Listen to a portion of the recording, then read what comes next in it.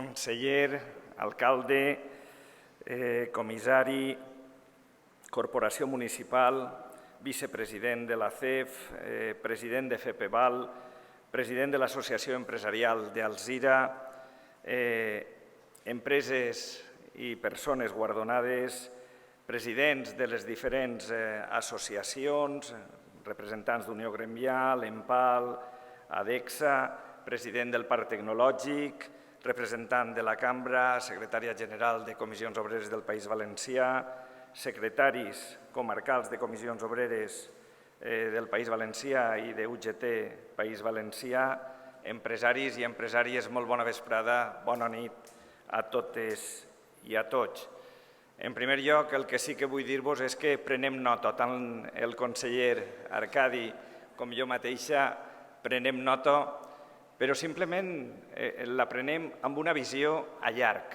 És a dir, hem de treballar i hem de ser conscients que hem de planificar i que la gestió no pot ser la gestió del avui per a demà, ni volem fer les coses de manera ràpida.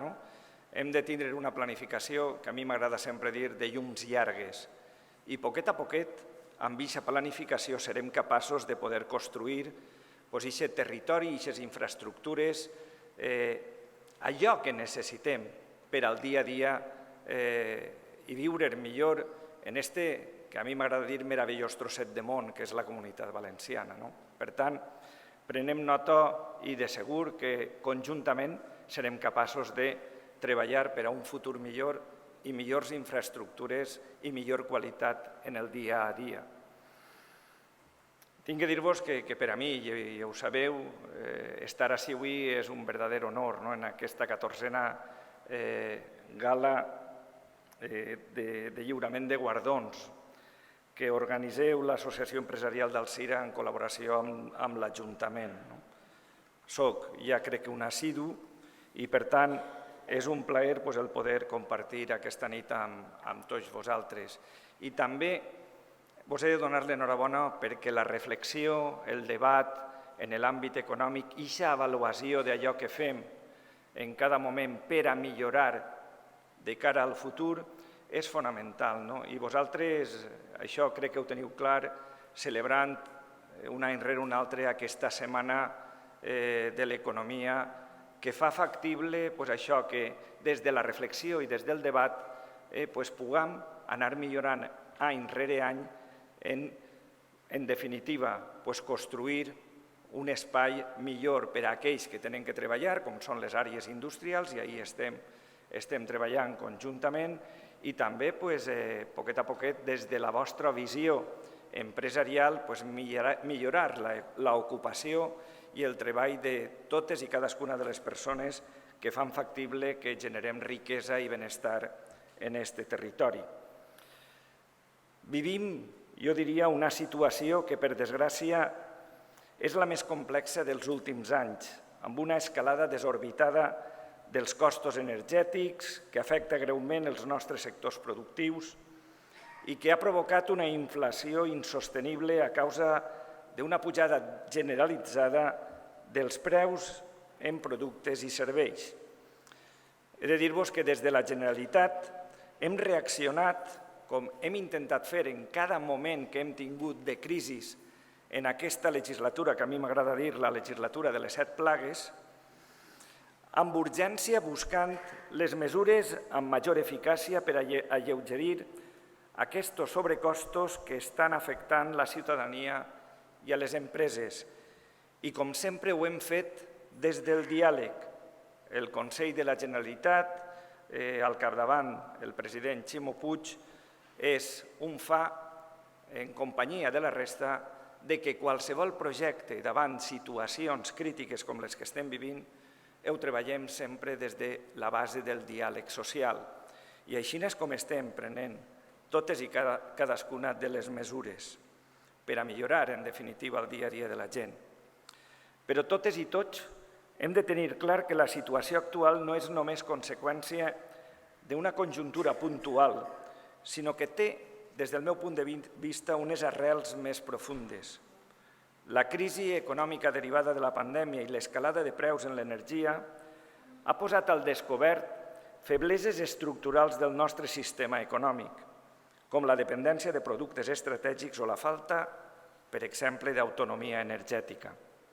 Per tant, no sols hem de pensar en el curt termini, com vos deia al principi, sinó que ha arribat el moment, d'una vegada per totes, de plantejar l'economia amb llums llargues, d'accelerar processos que ja estaven en marxa per a la transformació del nostre model de desenvolupament. L'objectiu ha de ser diversificar la nostra estructura econòmica, guanyar resiliència, apostar pels sectors que generen ocupació més estable i de qualitat i augmentar l'autonomia energètica. I això crec que només és possible a través d'estratègies empresarials basades en la innovació, la digitalització i la transició i eficiència energètiques, bàsicament en el que parlaríem de l'economia del coneixement també. La innovació i la digitalització han de formar part dels objectius estratègics de l'empresa per adaptar-se de manera ràpida i adequada a l'avanç tecnològic i al món globalitzat actual i així aconseguir el nivell que demanden els mercats. L'eficiència energètica també és clau perquè és un dels pilars de la nova revolució industrial, per tal d'aconseguir la reducció dels costos energètics de les empreses i millorar la seva competitivitat.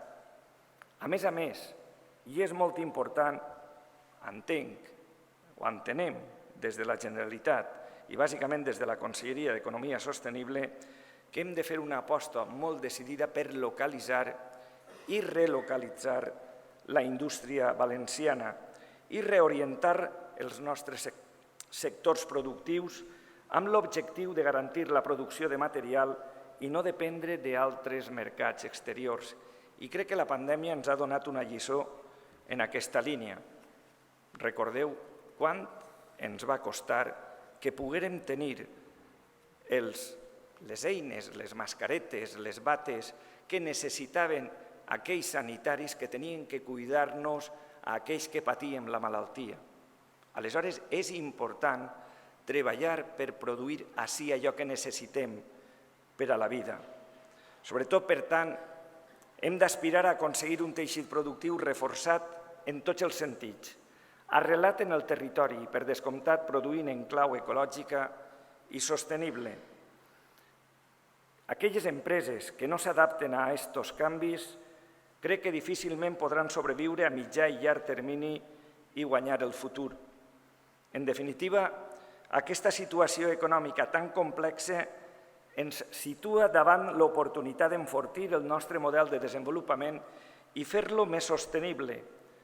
Afrontem-la amb ambició, determinació i a través de la col·laboració entre els agents econòmics i socials i les diferents administracions. Entenem que sols així començarem a guanyar la cohesió social que desitgem, que és desitjable com a territori, i també millorar, com ho estem fent conjuntament, i així ho demostren les dades de l'EPA del primer trimestre d'enguany, l'ocupació. És històric, i sols vaig a ressaltar de l'EPA aquesta dada, que la Comunitat Valenciana tinga menys persones aturades que el conjunt d'Espanya, concretament un 12,85% front a la mitja del conjunt d'Espanya, que és del 13,65%. Això, totes i tots, crec que ho haurem vist molt poques vegades. Jo crec que una, i perquè teníem, a lo millor el que deia Vicent, aquesta bombolla immobiliària que al final va explotar. Però tenim dades, ara en aquests moments, que ens fan pensar que el futur del nostre territori va ser un molt bon futur, va ser positiu. Dades que ens encoratgen a seguir treballant amb la mateixa intensitat i més per millorar la vida de la gent que hi vivim ací. I sols em queda acabar ja donant l'enhorabona i felicitar a les persones i empreses guardonades aquesta nit. Amparo Carrillo Esteban, a Blaubert Construccions d'Habitatges i a Carmen Herrero Pardo. Guardonades, entenc jo, perquè hi ha un reconeixement a la seva trajectòria empresarial i a la tasca en favor del desenvolupament econòmic i social de la Ribera Alta i, per extensió, de la Comunitat Valenciana. I, sobretot, avui me'n vaig també emocionant, perquè crec que les tres persones heu demostrat la vostra estima per allò que feu. Després de 2 anys entenc l'emoció que heu transmès des d'ací a tots els que estem avui en aquesta gala i sobretot per una característica, jo diria, important, que porteu a dintre allò que crec que és fonamental i és treballar en aquesta economia que té rostre humà, que realment sap que les persones, com estava dient també el vicepresident, són les que fan factible i fan possible que la societat vagi endavant i que les empreses vagin endavant i que generem benestar i riquesa i, per ende, cohesió social en el nostre territori. Per tant, la meva més sincera enhorabona i felicitació i dir-vos que moltes gràcies i molta força per seguir lluitant dia a dia per a millorar aquest territori i la gent que hi vivim, torno a repetir, en aquest meravellós tros de món. Moltes gràcies i bona nit.